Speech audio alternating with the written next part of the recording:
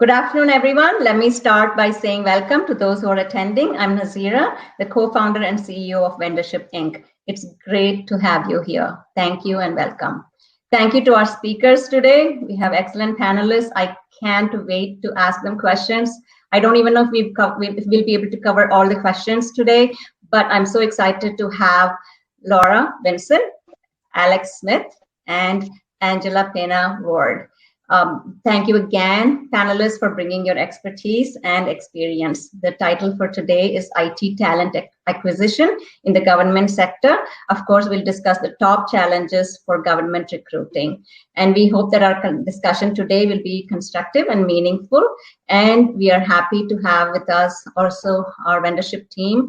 Charlie is moderating in the back end, so you'll see the chat sessions going on over there, along with our other team members, Seema, Sabina, Susan, Remya from our Vendorship team. So all, thank you so much. Let me give you a brief background or profile about our panelists, starting with Laura Vincent. She is a talent acquisition strategist at Lane County, Oregon, and her role with Lane County places her on the front lines of government human resources best practices. And of course, we want to talk about that today. So the recruiting process and the strategies that, that help, that don't help. And also she's an accomplished results-oriented HR professional with 19 years of HR recruiting and diversity and inclusion experience, which we like, Laura, and dedicated to strategic business planning. So thank you for being here, Laura. And Alex is our Chief Human Resources Officer at City of Memphis, Tennessee. Alex, thank you for joining us. I can't wait to hear from you as well, because you are also a Chief Change Officer. Oh my God, isn't that hard? And Alex, so I'm sure you focused on the city's culture to enable great things to accomplish the mission of the city. And also under your guidance and innovation, you're also helping the position of, you're positioning the city as a model for the 21st century city. Wow, that's great, Alex. We can't wait to hear from you. And you also drove, and we're going to hear about it, but you did some great technology changes in your department. So I don't want to say it, but we want to hear from you.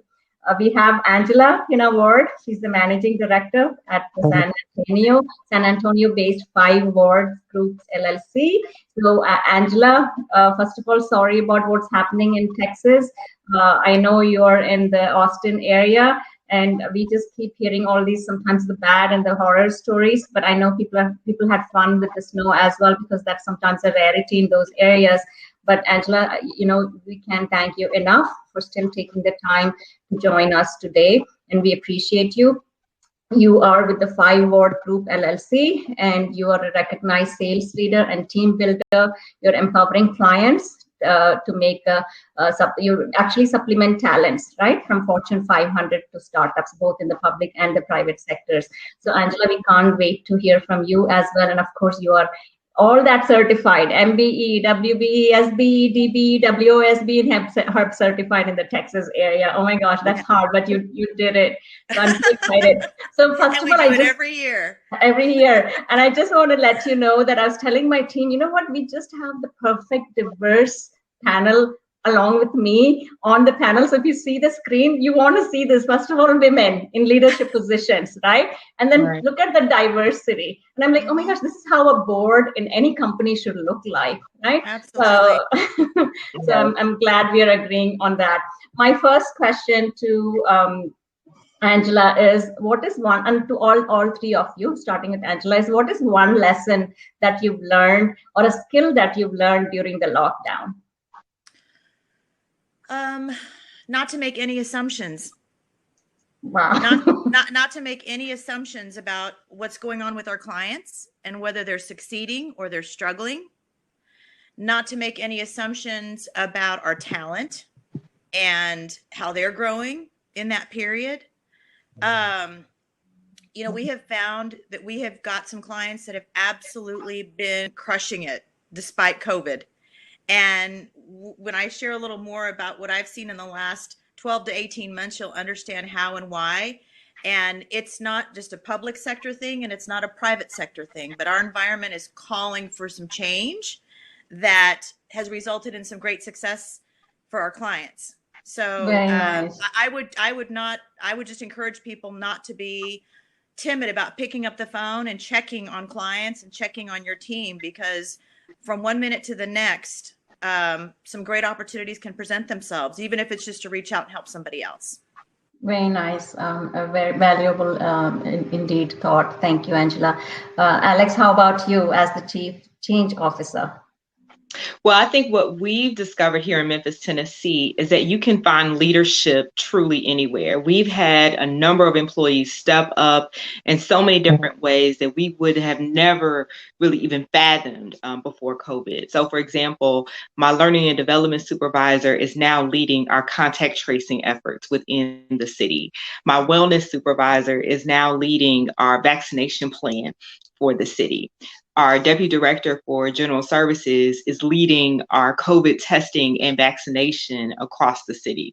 And I can go on and on all these different opportunities where people have stepped up and used truly the other duties as assigned, but even just volunteerism in terms of whether it's meals and helping with daycare or helping with other opportunities to be able to serve in a multitude of capacities. We have truly witnessed people just rising to the occasion all over our organization. So COVID has definitely brought that out. Very nice, Alex, and definitely COVID has taught lessons and brought people together, changed perspectives. So Laura, let's hear from you. What is one skill or one lesson you've learned during the lockdown? Goodness, to choose just one, the two that come to mind, the pivoting the HR professionals have had to do in this time of moving everyone from on-site working to remote working. We went from 0% to 80% in 2 weeks. That was a lot. The leaves that change, it seems like almost monthly around federal, state, who's eligible for leave. And then as a recruiter, I can't go out and shake hands and kiss babies. So trying to find ways to connect with people virtually, it was good. It's tough, but you did it, right? So Laura, as a child, what did you want to be when you grew up? Besides Whitney Houston, an airline stewardess. Very nice, thank you. How about you, Alex and Angela? Did you have any other, what did you have in your mind as a child when you wanted to grow up? What did you want to be? I wanted to be Gordon Gekko. I wanted to be on Wall Street. That was my childhood dream. And you, Angela? I think I think specifically there were two roles that I was interested in, but I think I've always wanted to be a defender. And I've always wanted to create opportunity for people. So whether it was in pediatrics or in family law, I always wanted to be in a position where I could try and pave a way for other people to achieve whatever it is that they need in their lives. Very nice to know. So Laura, let me ask the first question to you. So as we know, talent is integral to a mission-based organizations to achieve the goals, whether it's a small organization, large organization, public or a private sector. But today's topic, we're mostly going to focus on the public sector, but also a sort of touch base on IT talent acquisition as well, the information technology talent acquisition. So it's not just a matter of recruiting intelligent people from top universities or cities, right? But can you tell us about the aging workforce? So recruitment aside, the current workforce in the government sector. From what I'm reading, almost the federal sector has only 17% of federal workers are less than 35 years old. Only 17% compared to the private sector, which is 40%. So there's nothing wrong in having an aging workforce. I think they carry the wealth of the knowledge. But is that the way to go, or do you see what are the pros and cons? I would ask definitely of the current workforce, government workforce. Well, I feel that one of the challenges that we have as a government organization is especially in Eugene, Oregon, right? We relied on timber dollars for so many years. So federal funding for county governments in our area is really diminished. So what happens is we have these people that are leaving the organization with all this institutional knowledge and no way to to harness that and save it, share it with the next person. So looking for ways we can tap that knowledge, bring them back maybe as a temporary help while we train the new folks. We have a centralized intern program that's been really successful in helping us to bring on folks that are at university level that maybe didn't think about government, because I don't think people look at government jobs and think, wow, that's a sexy, cool job. So it's like shedding the light on what is great about working for government, which is connecting with that purpose and mission and values. So definitely. So yeah, I from what I know that people usually join the government sector, and especially for full time, and of course pension is one of the main attracting factor. So are you saying that people are leaving now, not even worried about the pension if they don't find the motivating factor to stay back? No, I will say people are working until retirement age, and then as changes come through legislation that might change those benefits, Got it. Perhaps leaving the organization a little earlier than they had planned. So it's us trying to not allow this big gap in knowledge. Very nice. Yes, I completely agree with you on that. How do you hold on to that institutional knowledge? So Alex, my next question to you is, of course, we talked about institutional knowledge, right? And those only who have the experience carry that. But also government comes with a not so great reputation for compensation. Yeah. So how do you as a recruiter, how do you as a HR department manager in your city and try to attract quality talents in today's digital society? Absolutely. So there's a few important key things that we've put in place. So number one is moving from a compensation and benefits philosophy to truly a total rewards philosophy. And so in 2017, I established a total rewards organization, and I brought compensation, benefits, wellness, retirement, pension, everybody together. And in doing that and creating a total rewards officer role, it was all about looking at the synergy across all of our different rewards, perks, in addition to compensation and benefits, that really provide that holistic perspective about how to attract and retain talent for the city of Memphis. So that was an important component. Secondly, we have been very intentional about going after non-traditional government talent. So we've expanded our internship program, which we call Urban Fellows, going from 10 to 150. We have expanded our pathway programs, actually recruiting fresh out of high school for both our police and fire divisions, and now apprenticeship programs for some of our other divisions as well. And also looking for IT talent, specifically being more intentional about using social media, LinkedIn, DICE, et cetera, in terms of talking about the value proposition of working for government. And we do have a hybrid pension plan. So we have both a defined benefit and defined contribution. And so we started telling the story about, you don't have to necessarily spend your full 25 years with us, but government is a great place to accelerate your career. It's a great place to get a chance to touch and experience things that maybe in the private sector, it would take you 10 or 15 years to get a chance to experience or touch. We have a lot of implementations, a lot of innovation that's actually happening under our administration. And so we've been successful in bringing talent actually from the private sector to come in. And they may only stay 3 to 5 years, but we're able to get that expertise, that knowledge, and most importantly, be able to infuse a new kind of way of thinking about doing government work, which has been really helpful for us. Very nice. Yeah. And that looks like an awful lot of programs or, incentives for people to stay back. So that's great. Angela, my question to you is, the millennials, right? Anywhere from 17 to 37 years old now, born between 1980 and 2000. So, I mean, you talk about millennials, it's like very hard. And even after that, the recent generation, but tell us, what do millennials want from employment, especially to be employed in the public sector? I'll tell you, I think if there's one thing we could offer that demographic, it's flexibility and the ability to work remotely.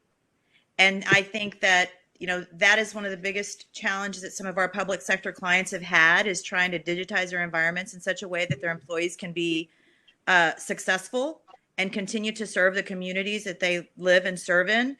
And we've also got, some of this younger generation of highly skilled, educated, experienced workers that don't necessarily want to live in the city with the team that they work with, that want to live anywhere in the world. And I think if there's one thing that we could continue to expand on is this paradigm shift of allowing people to work remotely and live in the environment that they want to live in, but work in the environment, the virtual environment that they want to.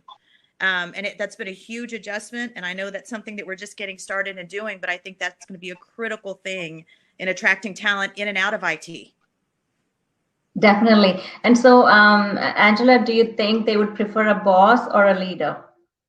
I think a leader. And to that point, we do everything we can to foster mentorships. So, as an example, I was in startup and Fortune 500 communities for, environments and roles for 20 years when I was approached about an opportunity to take a public sector role, doing sales and marketing and working in the channel and building alliances. And to your point, I thought to myself, I guess if I wasn't a fit for these types of clients and these type of business challenges, I could go back to the private sector, but actually diversifying and creating opportunity for people to dip their toe into a different learning environment with a different culture and a different set of expectations only makes them more valuable. Right. So I encourage, all of our team members, given the opportunity to either work in a mentee-mentor relationship in or out of the public sector, but also to diversify their skills, because so often 20 and 30 years ago, somebody worked in insurance and they stayed in that vertical their whole career.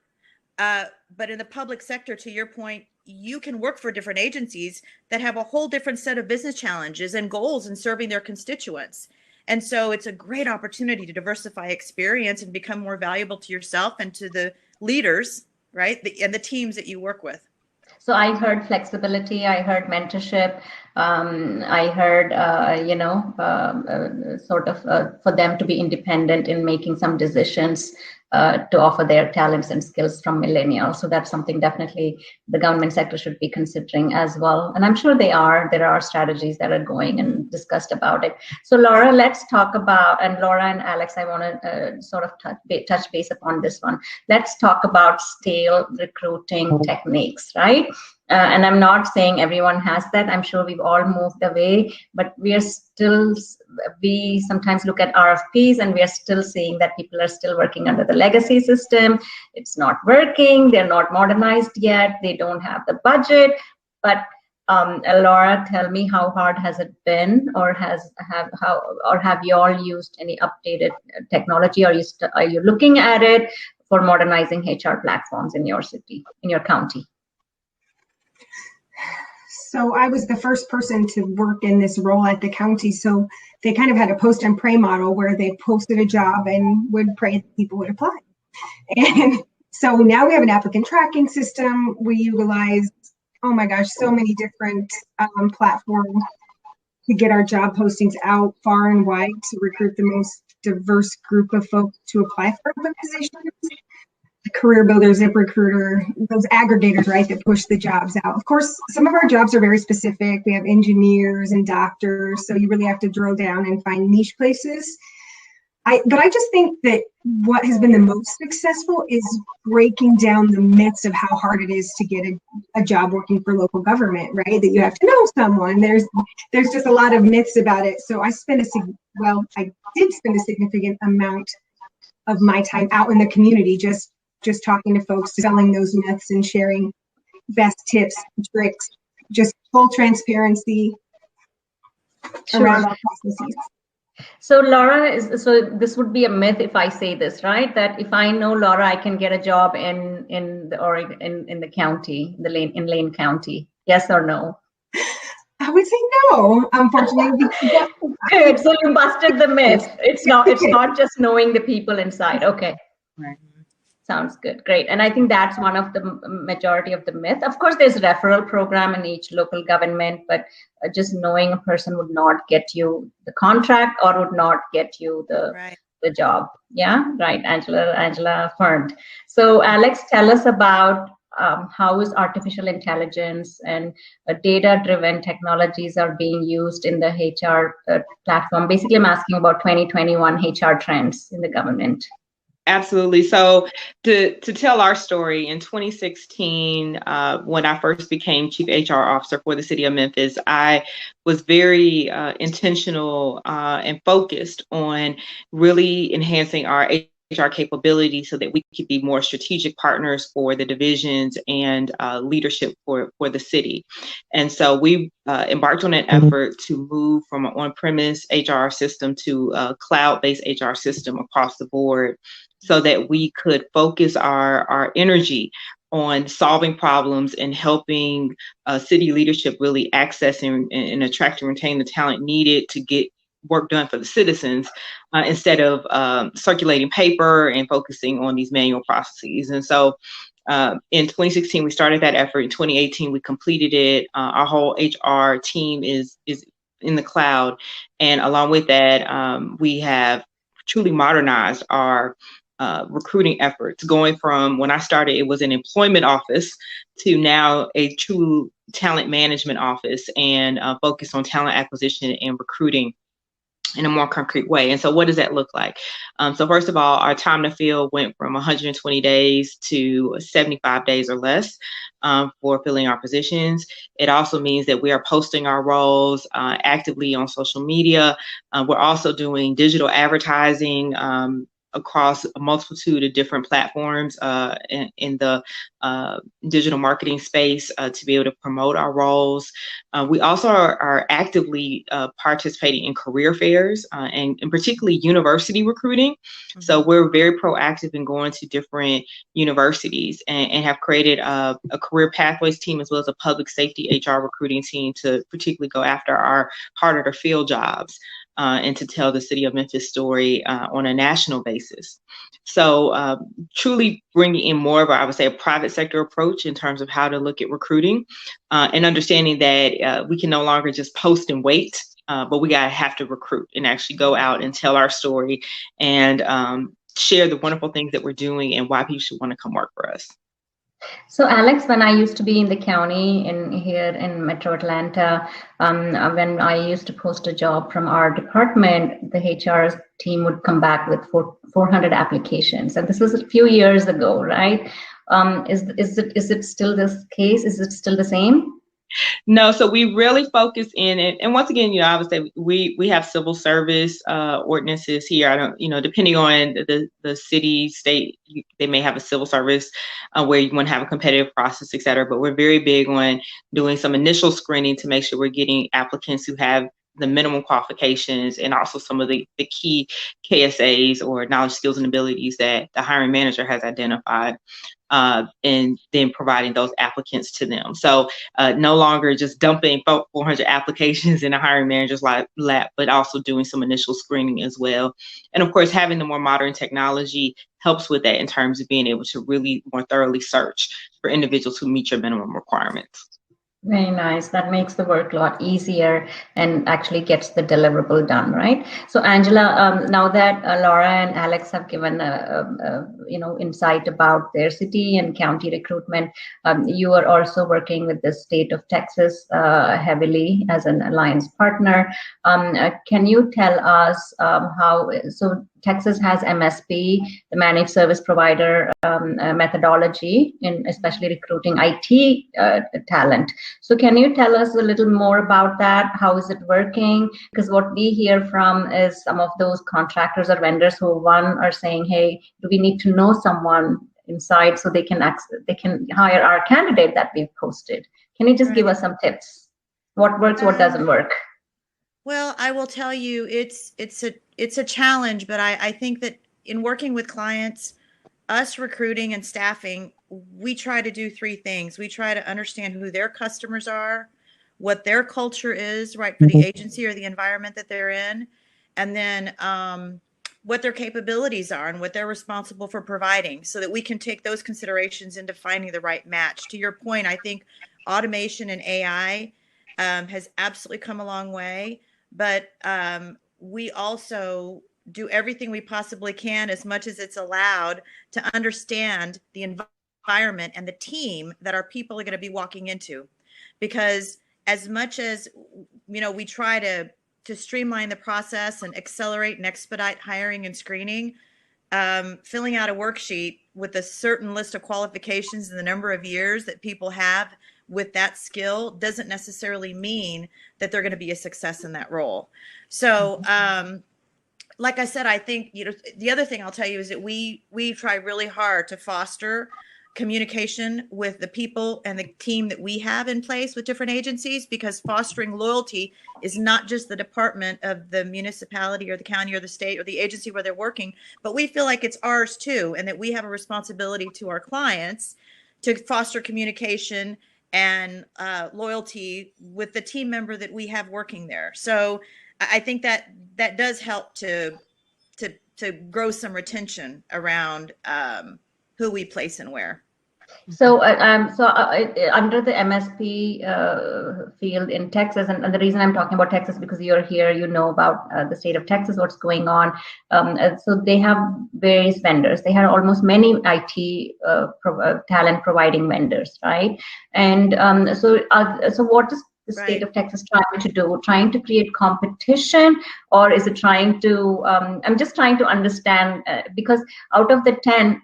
Is it that only the top 2 vendors are winning all the time and providing their candidates, or the opportunities are open? I will speak to the ITSAC contract, right, which is the IT staff augmentation contract for the state of Texas, which comes up for renewal every few years. So if you are new to the market or new to providing staffing, it could be a number of years before you get an opportunity to put together a response and bid on a contract. And there's over 100 providers. And they have to compete to win. They're just not going to get the contract. Oh, yeah. And lots of people can get contracts. So as an example, I think that if an opportunity came available today with the Department of Environmental Quality, there could be 150 companies putting out multiple candidates for the same person who has to be based in Austin with responses that are required within 7 days. It's hard to find very specific talent in a very specific geography when the landscape is so competitive. And so I think there's a lot of service providers that step away and get a little disillusioned in doing business with the state when they can't have the best possible understanding of who they're looking for because they don't know the customer, but also when a customer could be bombarded with 300 or 400 or 500 potential candidates for a role. Right. So, and it's not just based on whether or not the person is most qualified on paper. If somebody's bill rate is less than somebody else's, that could cause them to get the business. Yes. So it's a tough place to compete. And are there changes that could be made? I think there are, all the while trying to create a level playing field. But in the private sector, you can get to know a client. You can get to know the leadership and the team that somebody's going to be working on to find a better candidate. And anybody and everybody can have access to the same opportunity, but they may not have 400 or 500 resumes for a role that have to be required for this skill in this geography within a very stringent time frame. It's tough. So I'm going to come back to you asking for some other thoughts for that. But Laura and Alex, do you have, because we're seeing a lot of county and city outsource their HR talent acquisition to professional talent firms, just like what Angela talked about in state of Texas. Is that something you've considered, you're not considering, or any thoughts on that one for the counties and cities that have actually recruited talent firms to do their recruiting? So I think it depends on for us, it really depends on what we're recruiting for. So in general, it's been about getting additional support or augmentation to our current team, not fully outsourcing. And then, of course, if we're talking about executive recruiting, so recruiting for a director position or higher, that's typically where we would look at an executive search firm to help support and help with that for that particular expertise. But in terms of the day-to-day operations, it really has been more about augmentation, and particularly with sourcing. recruiting, because one of the hardest challenges really is finding talent, particularly at this level where, well, now we have higher unemployment, but in general, more competitive landscape in terms of finding people. So that sourcing and also process. So very early on, we initiated a Kaizen event to try to understand how we could streamline, particularly our police recruiting process, doing things like that, and bringing firms in to help us become more efficient, more operationally focused. That has been our use primarily as well. Very nice. How about you, Laura? Has Lane County considered any changes or updated methodologies to recruit? I would say that we do work with firms for sometimes providers, sometimes director level positions.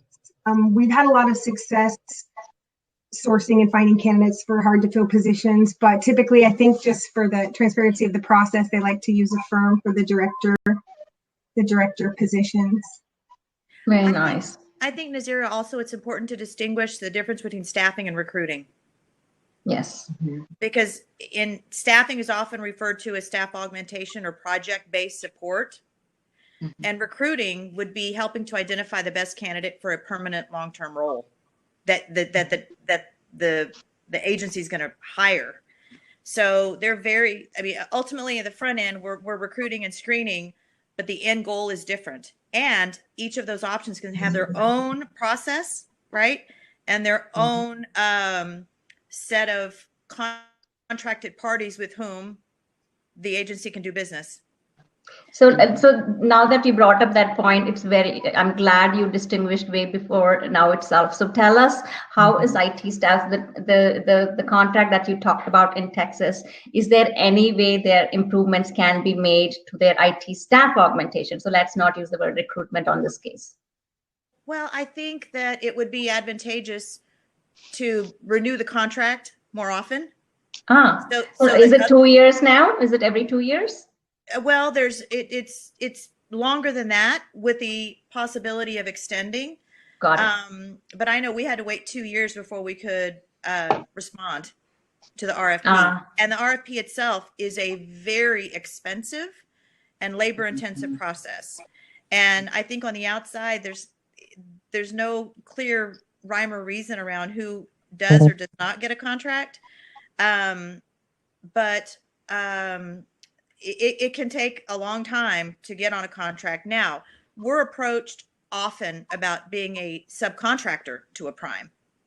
But as in staffing, right, I'm talking about IT staff augmentation, in rates are also dropping. The allowable bill rates are dropping.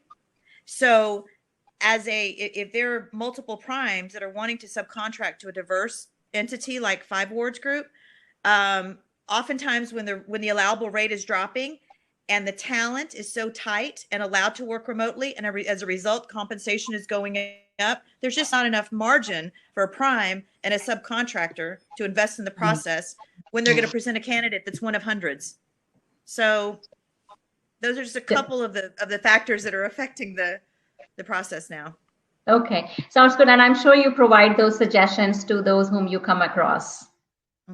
To the leadership in the state. So yes, and I think that always matters, because as a partner or allied partner or a community citizen resident providing feedback to your government agency, Alex and Laura, wouldn't you love that? Some of these private sectors or citizens coming and giving you feedback. I wish you had done that. So let me come to the question about recruitment, right? You said you're starting to post in social media, and Laura, you mentioned that as well. So how have you seen the landscape change in the last 10 years? Are you finding it much useful? And you cannot stay away from social media recruitment, yes or no? Just leverage the power of social media. How are you doing it? Well, I would say that now I've only been in this role 5 years, and I've only been in public sector 5 years, so I can't speak to the last 10 years, but certainly in the last 5 years, and I think particularly with COVID, we have seen the absolute critical nature of being familiar with and active on social media for recruiting purposes. LinkedIn, Glassdoor, Facebook, I mean, all of these platforms have been important for us to continue to recruit during this time while people are adhering to stay-at-home orders and other COVID protocols. Also, I think, once again, being able to share our story. And so using social media as a way to talk about what you're doing from a city perspective, what's happening with your leadership, it really does give you a platform to be able to really talk about your employer value proposition in a unique way. So I'm thankful that we started our journey to automate and to be more proactive with social media in 2016, because it made us really poised and positioned to take advantage of what needed to happen for 2020. And that has been essentially very helpful for us, where we were able to still hire over 400 people in 2020, even though we're in the middle of a pandemic. We were able to continue with telling our story, even though we're in the middle of a pandemic. So social media has become even more important. I think all of us have enhanced our social media skills in this last year, and that is, I think, goodness for all of us. No, absolutely. And we keep hearing that again and again from the government sectors. So Laura, tell us about how have you leveraged social media? But the additional question I have for you, Laura, is also how do you retain your talent, once they're in the county? Social media has become a very powerful tool. Sometimes I don't feel like a recruiter. I feel like more of a marketer. I feel like I spend half my time, writing content to cross-post and share and trying to build up a follower list. And of course, applicant tracking system, we're always looking at where are people seeing our jobs so that I'm one recruiter. We have 1,700 employees, 400 job postings. We hire over 400 people a year, and I'm one person, right? So how do I maximize my time We're right here. So social media is a powerful tool. Could I do better if I had more time? But I'm making it work. Okay, so just getting the talent into the door is just half the battle, right? You have to now continue to work on keeping them. What are the strategies you've used in your county to make sure they stay back? Alex talked about some of the programs they have. They call it the rewards program, but might be in your county you have different things. And if you've seen any other incentives across the nation, anything else that strikes out for you? A couple of thoughts. I know that local government, surprisingly, I used to work in the private sector in high volume recruiting. I mean, turnover was way over 50%, 60%. At the county, we average maybe 15. I think last year it was 8%. Well, we know that happens when there's a big flux in the job market and the economy. I will say that what our organization is doing, I think that's powerful to keep people engaged, is we have this great strategic plan that has all of these HR initiatives that we're focused on engaging with employees, right? So we do an employee survey every 2 years. We have a mentorship program. We're doing stay interviews. We're rolling out career pathing. We have a leadership program. We have employee resource groups. So just really, and we do workshops too, right? Tons of training for employees. So just keeping folks engaged. I feel like through COVID, it was really interesting because some of the programs employees really wanted were pretty poorly attended last year, which it's interesting, but yeah, the attention was good.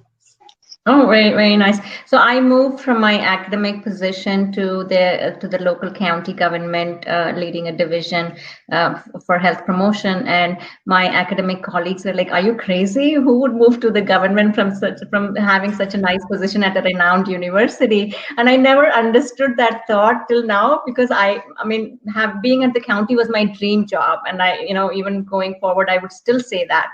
So, Laura, you talked about the 3 Ps, the purpose. If you can bring those 3 Ps up, why should people look for jobs in the government sector if they have a purpose, right? So can you talk about that and talk about you before we even got into the panel, you talked about why you moved from private sector and what is the goal in private sector, but what's the difference in the government sector? Thank you for the reminder, Nazir. I totally forgot about that. So for me, human resources wasn't a career choice. I kind of fell into it and I was like, wow, I really like people. This is giving them livelihood, good benefits. It was a good connection. So for me, it's people, purpose, and passion. And what I love about connecting with folks about Lane County opportunities is that when I worked in the private sector, our job was to make more money for the shareholders, right? As a local government employee, our mission really is to improve lives. Like on our website, first thing it says, mission, improve lives. Like that's a great mission. So really connecting people that they can have an opportunity to do good in their local community that has direct impact that you can visibly see.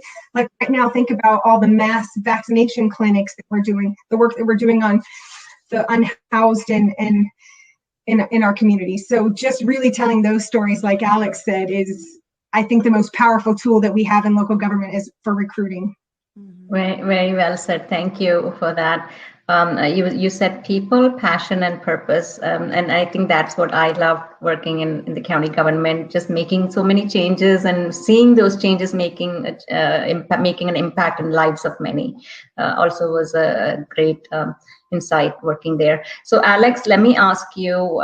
You already mentioned how hard it was when COVID hit, and how you had to get all the the percentage of people going to work remote, and sometimes they don't even have the tools. They don't even, maybe their job didn't require having a laptop, right? So all those things. But how aligned is your organization, both internally and externally, right now, right after COVID?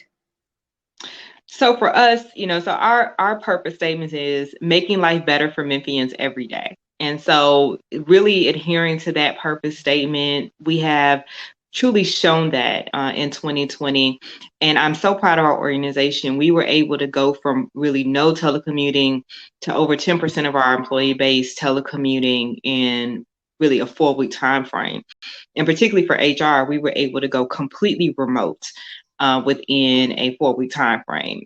And it wasn't just about getting the equipment, but I think it also was about the training as well, and making sure that people understood how to use the different pieces of technology. And then from an IT standpoint, making sure that we had the right security protocols in place so that we were using the technology, but also keeping our data secure as well as we were doing that. And then also, really talking about, engagement in a whole different way. So, for example, we changed our performance review process last year, made it a check-in, and moved from, really kind of honing in on just the goals and how you were doing with your goals, with asking managers to ask the question, how are you doing? Do you have everything that you need? What are your suggestions on how we can make things better? And so pivoting our normal processes to be able to really align to the times that we're in, and supporting our managers and employees through that was our main focus as a HR division, and as a leadership team as well, to make sure that we're fully supporting the people who are supporting the citizens here. Very nice. I think you gave a lot of insight points. You've already covered next 5 of my questions, so which is good because we've already discussed it. But Angela, my question to you is, how has this, and I do want to come back and touch for a minute later, Alex and Laura, about cybersecurity, that ransomware, and all those horror stories we hear about that's happening in the local governments.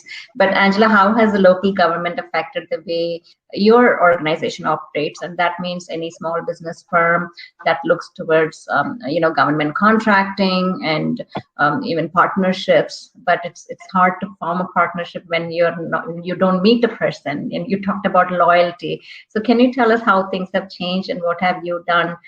Or maybe things didn't change. It's actually doing much better now during the pandemic. I think Angela I'm so sorry, is. Nazira, you were cutting in and out, and I didn't get your question. Sure. I Yes. apologize. So how is the pandemic affecting the way your organization operates? Can you hear me, Angela? Yes. We are finding new methods of communication, not just with our clients, but with our team. And so with our clients, we're asking, as an example, we've introduced Slack, and we've introduced, different methods of communication that that are efficient and that are reliable, and a way to archive information between us and our clients and us and our team. The other thing I think is that we're making ourselves available, not just from 8 to 5, but anytime an employee can need us. Every time we have somebody starting a project, we're communicating with our clients and we're communicating with our team member to understand how it went, to your point, what could have been better, how could we have improved the process, or better prepared the client in setting an expectation, or better prepared the employee, right, walking into the environment. So we invest a lot of time up front, but then also, because ultimately we can't fix something we don't know about.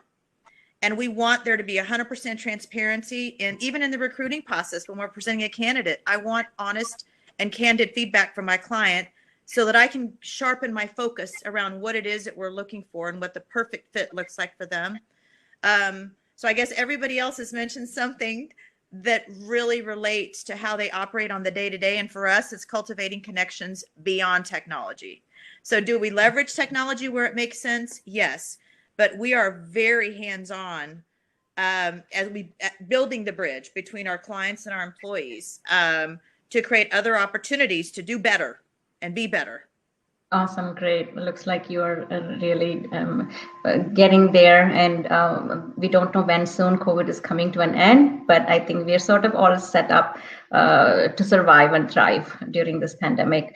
So Alex, my next question to you is culture, right?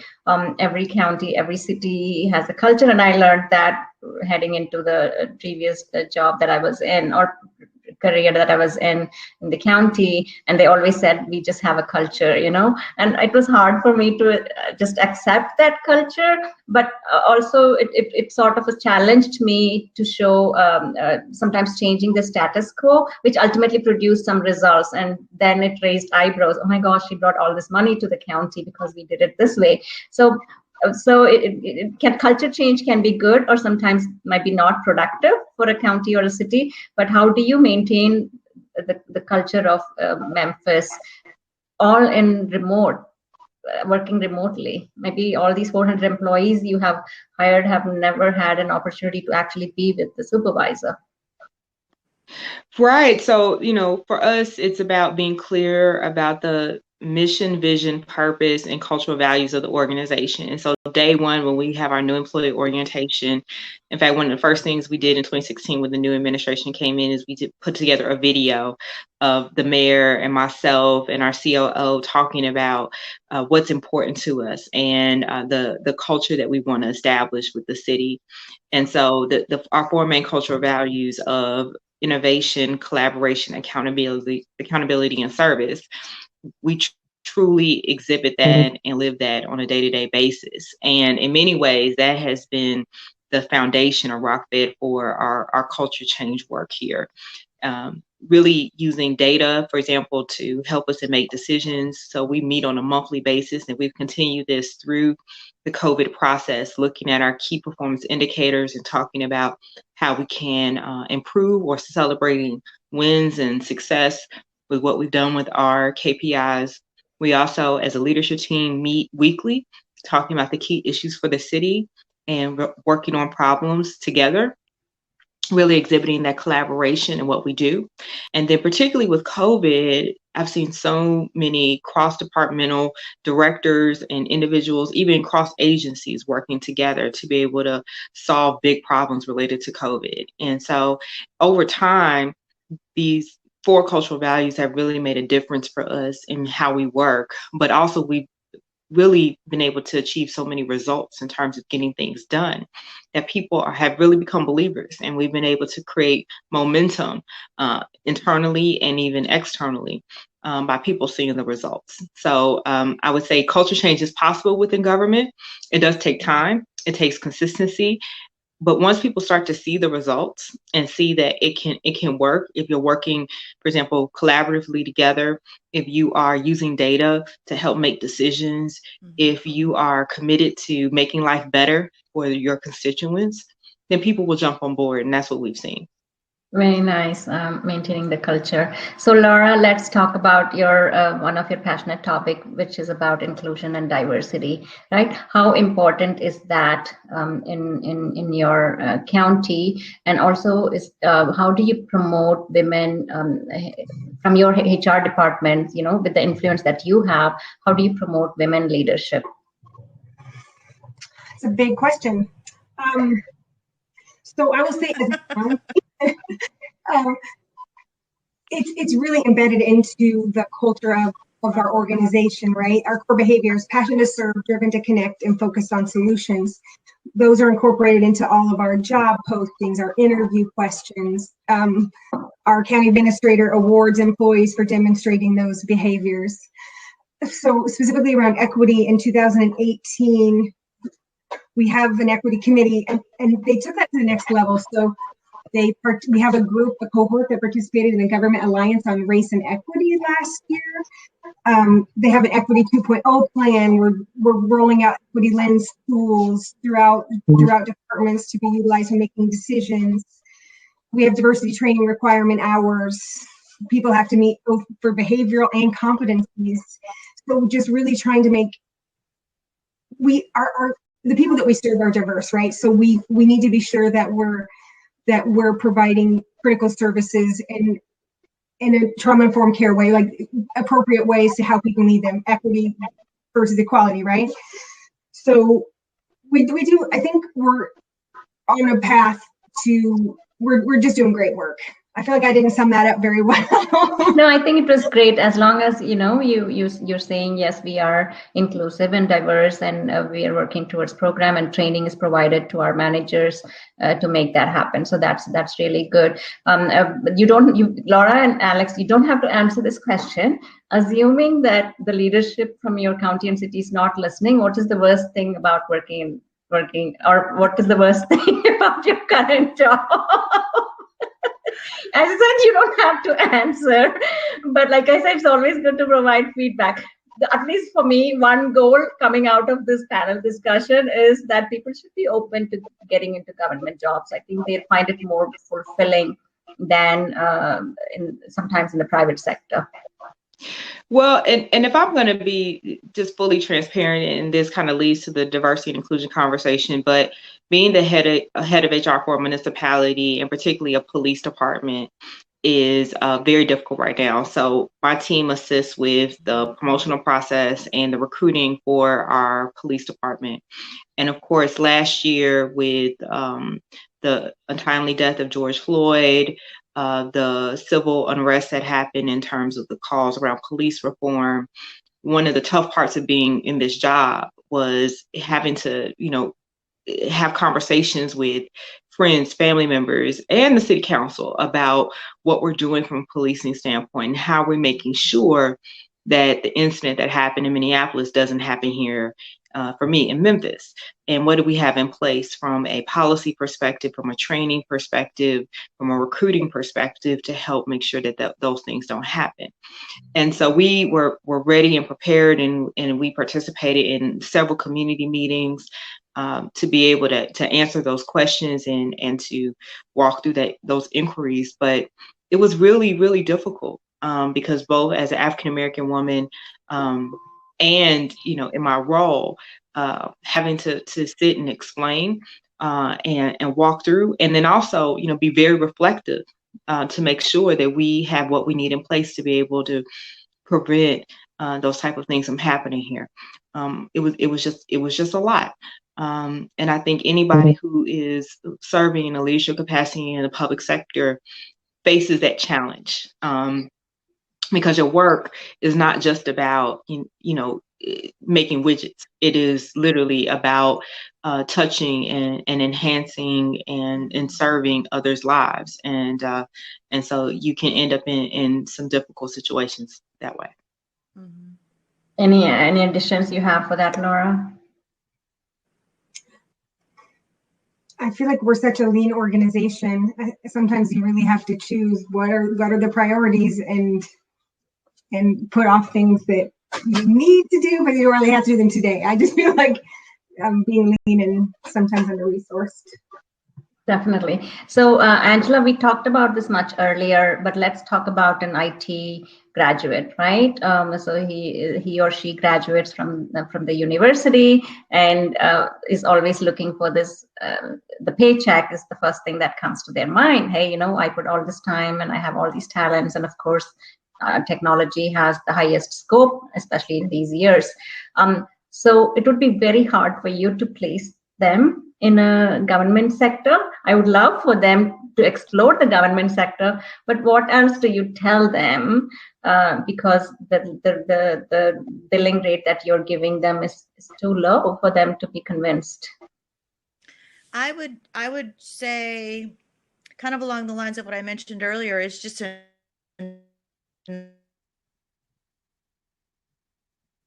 Angela, you got cut off. Can you repeat that sentence? Is taking vertical, industry knowledge around finance, working for Dun & Bradstreet, around technology, working for Pitney Bowes Software, and being able to bring that to the public sector, specifically in an agency where we're bringing a different perspective and we're bringing knowledge right from the outside. Likewise, in the public sector, folks stepping out and going into the private sector, they're bringing a perspective that company may not have. So I encourage and candidates that we talk to all the time not to make any assumptions about compensation, about their satisfaction in a role, personal satisfaction, about upward mobility, and about their ability to have balance, based on from someone, because I think diversification, right here, right now, with every individual, diversification can only benefit you. Sitting around a table with different people every day of the week can only benefit you. You're not going to learn anything if you don't. So that's what I would say to a graduate, is just be open and have conversations and learn things, because you don't know what you don't know about an opportunity. Definitely. And I do want to move to the final question for Alex and Laura before we go into any questions that attendees have asked, and then we want your closing comments. And I have to touch this topic because we're talking about government, right? So I have to touch this topic on politics. Not politics, but political administration, because with each administration comes different policies and the laws and ordinances that you have to follow. So has your county or city been majorly affected or impacted on either the healthcare or immigration or the minimal wage or economic stimulus monies because of for the current administration, or how have you adapted to it? Alex? So I would say the first and foremost, last year with the previous administration, the Family First Coronavirus Response Act, the coronavirus response money that was given, all of those things had tremendous impact on us, and we had to adapt quickly, as most agencies did, to not only offering the benefits from there, but also financially figuring out how to the most efficiently way and prudent way disperse those funds to help keep the city afloat during that time. Now that we have a new administration, our eyes are focused on, once again, how can we be good fiscal stewards of the any money that is distributed to us, and then also being clear and really in alignment with all of the legislative changes that may come our way in terms of whether it's Department of Labor or OSHA guidance, et cetera, and making sure that we're staying in lockstep with where the administration wants to go and support that. Very well said. Laura, in your county, do you see anything recently being adapted to the new administration? Any policy changes? Not that I can think of off the top of my head, Nazira, now. I mean, okay. Early in the... We are early, yes, definitely. But you of course, with the stimulus money coming in, you have, and there's a need as well, as does any local government has been impacted because of COVID. So no, very, very you're correct, Laura. That's fine. But tell us, Laura, would you recommend? And I think we went through this question again, because one of my goal was it's not bad to work in the government sector. And what is one thing that you see working in the Lane County is unique than any other county? Why should people come to work for you or work for you or in the county? Oh my gosh. Okay. Cliff Note version. One, I work with the smartest people that care so much about their work. I mean, these people care so much. I think about last year in Eugene, Oregon, we built 2 new housing developments for the unhoused. We had the huge holiday farm fire that devastated a community, and people have come together and helping to rebuild there. So if you have a passion about your community, local government is the place to get involved where the boots really hit the ground. Very nice. So I do thank you so much. So I'm going to take up 2 questions and then come to your closing comments. We have a question for Alex, and I'm going to sort of read it out. It's a little bit lengthier. Organizations no longer need to build an office in a city to maintain their presence. They can hire people who will work remote. How is the city of Memphis or other cities handling how the pandemic has changed not only the working landscape from empty offices and impact it has on property owners and landlords, but how to attract talent to move to their city, but also retain talent that is there since people can literally work from anywhere? I think we touched upon this, but maybe you just want to respond to that particular question. Basically, I think he's talking about retaining talent remotely.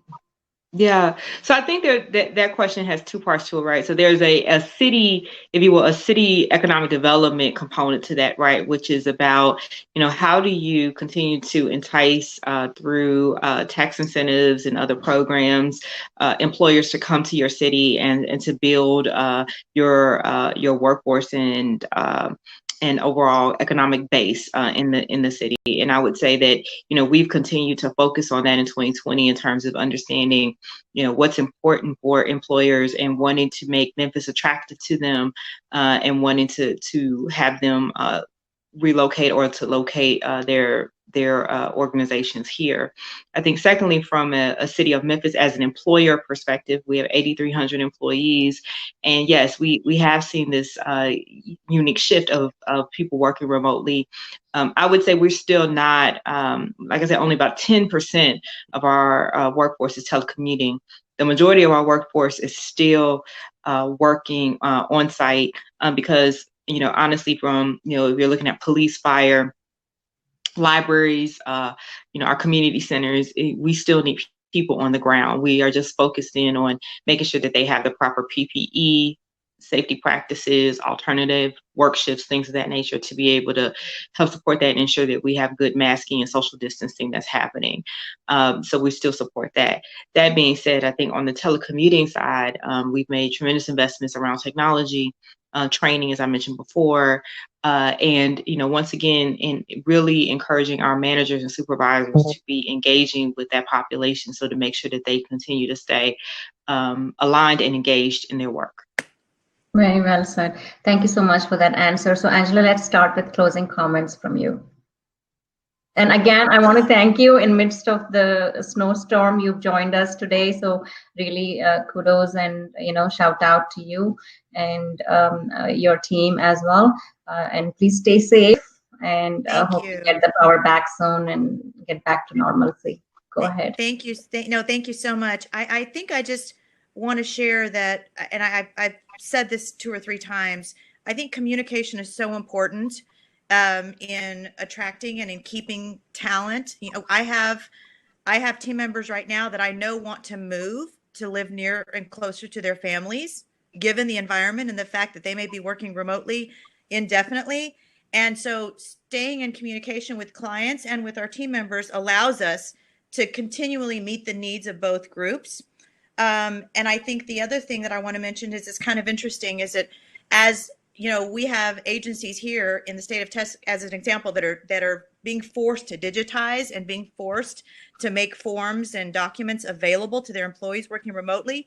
We've also got primes or clients that are offering technology to do that and then coming to us to subcontract the boots on the ground, because travel isn't what it used to be, to implement the change that our agency needs. So the more available you make yourself, the more opportunity you're going to get, I believe. And so I'm thankful for the opportunity to meet both of you, all of you, and work closer with you, Nazira. And I welcome any and all communication in the future to continue to learn from one another so that we can not miss opportunities and do better for our constituents and do better for our clients and our employees. Awesome. Very nice. Thanks Thank for you, having me. Angela. Yeah, thank you for joining us. Alex, how about you?